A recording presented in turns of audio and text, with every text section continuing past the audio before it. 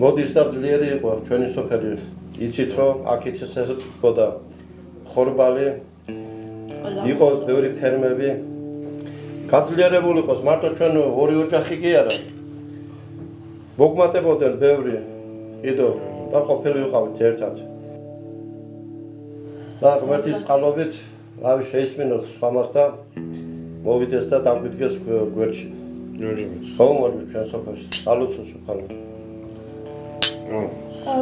დალოცა იყოს, დავლოცო, ჩვენ სოფელს დავლოცო, რაც ყველაზე მეტად გვაკლია ხალხის ნაკურნობა და ღმერთს ხოვებას გამრავლებული იყოს, გამთლიანებული იყოს, როგორც ადრე იყო, შევსებული იყოს მარტო ჩვენი სოფელი, არა მთელი რაჭა და მთელი საქართველო.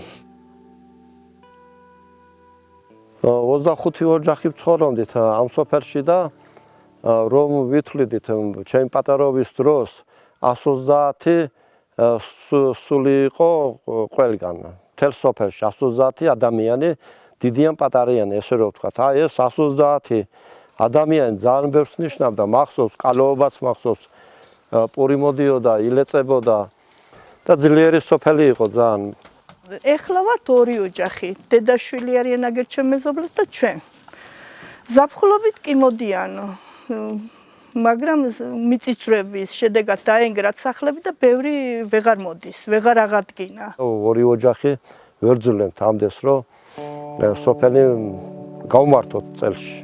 ბოლოს შეიქმნა ოჯახი სოფელ წედიშში 5 წელი არის, ორი ოჯახი შეიქმნა ამ 5 წლის განმავლობაში.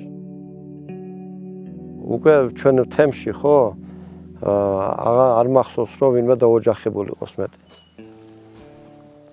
ცხოვრობდი კი ქუთაისში, იქ ამაქვს ოჯახი, შვილები იქ ამყავს და ეს რამოდენიმე წელი არის წამოვედი აქ სოფლად.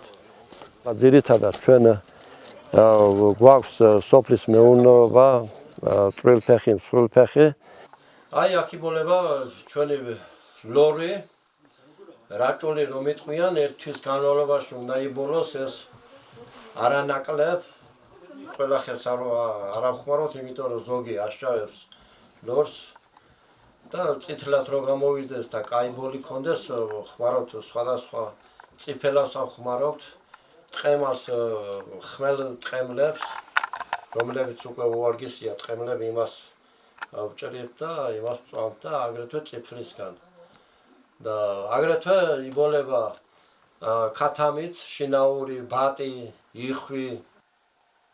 იცლებოდა სოფელი და აღარავინ აღარ რჩებოდა, ერთი ადამიანი ცხოვრობდა აქ, ის დაიღუპა. მის მერე გადავწყვიტეთ, რომ სოფელი არ დაგვეხურა და მოbrunებულიყავით აქ. წამოვედი ქუთაისთან ჩემი მეუღლით.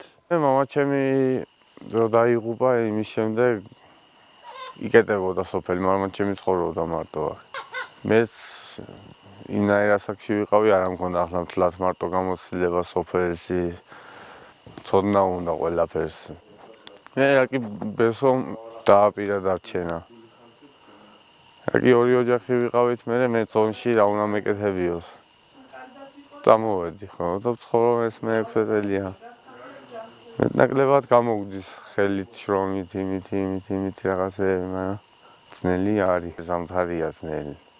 და თივა გინდა მეტი, შეშა გინდა მეტი, ყველაფერი და ხელით ამის კეთება ძნელია, იმიტომ რომ მაშინ მარტო იმისთვის შრომობ, რომ თავი ირჩინო უბრალოდ რა, სხვა თუ რაღაცა ან ტრაქტორი არ გეყოლა, ტექნიკა რაღაცა ძალა არ გქონდა, ვერაფერს ვერ გავაკეთე. ახლა 4-5 ახალგაზრდა მაინც რო იყოს, ხო? მე რაღაცას შრომასაც ხალისი აქვს.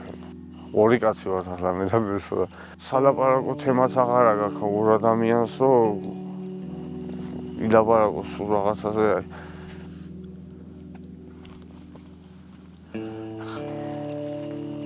ხალხი უფრო ხალხი.